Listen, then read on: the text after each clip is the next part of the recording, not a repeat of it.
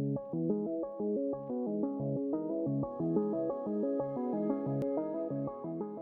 guys, and welcome back to the channel. In one of my recent videos, I covered a beginner's guide to Squad, and it's safe to say that a lot of people seem to find that useful. So today, I'm going to be doing something similar, but with a twist. A beginner's guide to squad leading. Squad leading can be a daunting task for a lot of people in the squad community, but it doesn't have to be. It can actually be a really enjoyable experience for everyone. So let's look at how you can make the experience better for your squad whilst ensuring team play, cooperation, and communication. Just before we jump into today's video, I do want to mention that we stream Squad daily over on my Twitch channel, which you'll see on your screen now. Follow the channel, stop in some time, and maybe you'll learn a thing or two. Anyway, onto the video.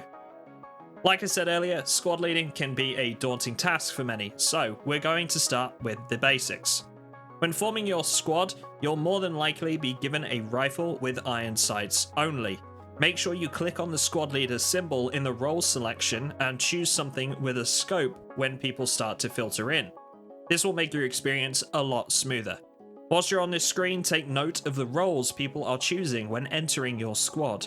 There's a couple of reasons as to why I suggest doing this, and that's firstly because you know exactly what roles you have available when you get into your first engagement. The last thing you want to be doing is calling for a grenadier when you don't have one, for example. Secondly, you'll want to make sure you've got a medic. A lot of people will micromanage their squads and tell you exactly which roles to pick. I definitely wouldn't suggest doing this, to be honest, unless you're on a server that's particularly hardcore or experienced, but a medic is essential. If you're playing on a server that's new player friendly especially, just let people choose what they feel comfortable with. The only role you really need, like I said, is a medic. The second one is optional, but it's nice to have. Lastly, you'll want to hand out fire teams on this screen.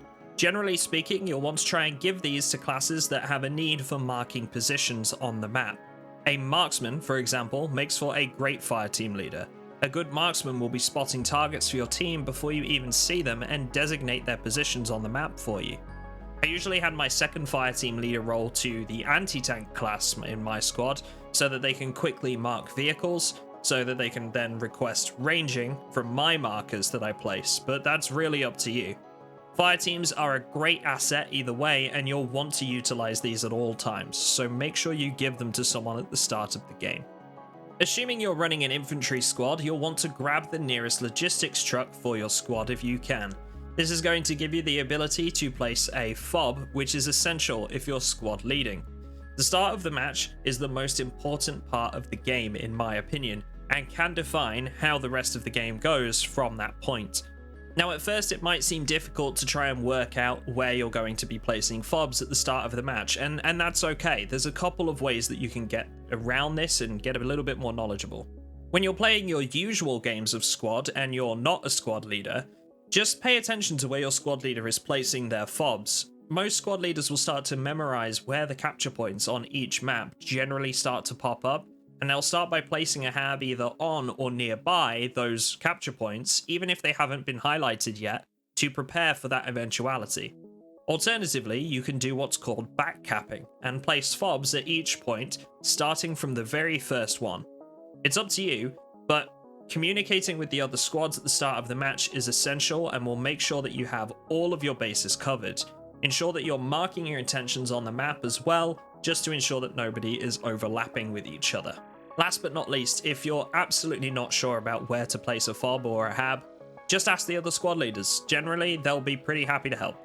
Next up, let's talk about placing your fobs effectively. Sometimes you need to get a fob down quickly and are forced to put it in a position you might not want to, but if you've got the time, take care with your placement. For example, on maps with heavy foliage, you can hide a radio inside of bushes to great effect. The radius in which you can place a hab is pretty large, so use this to your advantage, especially when building an attacking fob to assault a capture point. Place the radio a little further away, and then move the hab closer to the attacking point, and the enemy team are going to have a much harder time tracking down your radio and securing it. The alternative method to this is to place the radio inside a building, which will shelter it from enemy command assets like airstrikes and artillery. Again, if you've got the time, and spare resources, you can always choose to place the radio in a small room and block it in with some HESCOs or barbed wire to buy you a little extra time. Otherwise, using the hab itself to block the radio can be very effective. Habs can take quite some time to dig down, especially with one person, which will buy your team additional seconds to try and save the radio or hab if they're aware of the situation. As a general rule of thumb, just try to put the radio in a less likely place to be spotted than the hab. Habs are quite large and they can be spotted quite easily. There's not often much you can do about that other than place it on flat ground or in an area that's concealed by nearby terrain. But the radio is very easy to hide. You can access all of your building options from the radio menu assigned to the T key. You'll find the radio on the left-hand side with the other options available in their own menus. Outside of the radio and the hab, the only other thing you'll need is an ammo box to allow your team to resupply when they spawn in. Sometimes it's worth putting down 2 or 3 of these inside of the build radius of the fob to allow for quick resupply, especially when you're in an attacking position. Just be wary that each ammo box is going to take 100 build supply, so if you're planning on putting down a turret or a tow launcher, for example, you might want to just keep an eye on how many ammo boxes you're placing. One last thing, to make it easier for everyone, I'd always advise allocating a specific person to unload the Logi truck when you first pull up to place a hab. It just makes things a bit smoother rather than people not knowing who's doing what. Before we move on from placement of habs and radios, I did just want to talk about one more thing. You can build some emplacements such as static machine guns to cut down infantry across one of their likely approaches to a hab, or place a tow launcher to cover a road that an enemy vehicle is likely to travel along. You can even use mortars to support an infantry push from afar with either HE or smoke rounds. There's only one recommendation I'd really give here, and that's not to over-fortify a location. Spending time and resources building HESCOs, sandbags, and barbed wire isn't very efficient as much as it might seem like a great strategy. It was once a really good way to defend locations, but now fortifications like these can be destroyed with explosives like RPGs or completely wiped out by artillery in a matter of seconds. It's just not worth your time. Focus on the basics and put your men to work somewhere else. Okay, so you've got your fob down and you're starting to get into the action. Let's talk about how to actually direct your squad from here and communicate effectively with them. Keeping your squad together is crucial at all times. If you see someone just going off on their own and doing whatever they want, make sure to call them out on it. You can do it politely, of course. Many people are just new to the game and don't understand what they need to work together. But if they're out on their own, you're just less capable as a squad. Stick together and your chances of winning an engagement will be significantly improved. My next tip is a difficult one to master, but it's still imperative to gameplay.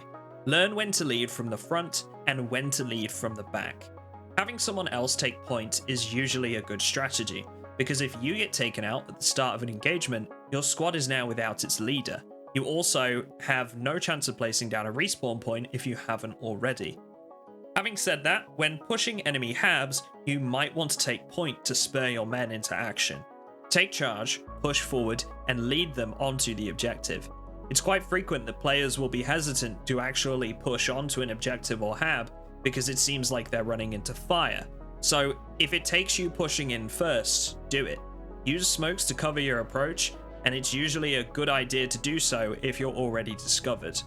You get a couple of these as a squad lead, so make sure you use them. Finally, never have your squad do something that you wouldn't do. This is a general rule of thumb that will help you decide on the best course of action in many situations. Can you make it across this road? No? Then don't ask your squad to either. Their lives are as valuable as yours, and they are worth tickets that need to be guarded, so don't waste them. Equally, leading from the back is sometimes a more effective method. What I mean by this is using your capability as a squad leader to mark key targets, spot infantry, and direct your squad from there. You can hold T to bring up a radial menu, where you can then use observe, move, defend, and attack markers.